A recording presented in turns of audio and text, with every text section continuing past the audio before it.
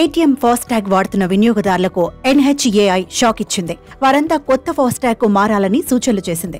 FASTag జారీ చేసే authorised బ్యాంకుల జాబితా నుంచి పేటీఎం పేమెంట్స్ బ్యాంకును తొలగిస్తూ ఎన్హెచ్ఏఐ తరపున టోల్ వసూలు చేసే భారతీయ రహదారుల నిర్వహణ కంపెనీ IHMCL నిర్ణయం తీసుకుంది.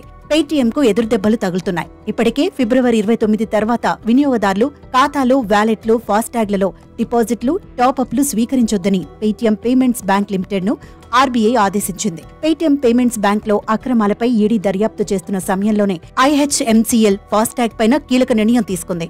RBI ఆంక్షల నేపథ్యంలోనే తాజా మార్పులు చేసినట్లు తెలుస్తోంది.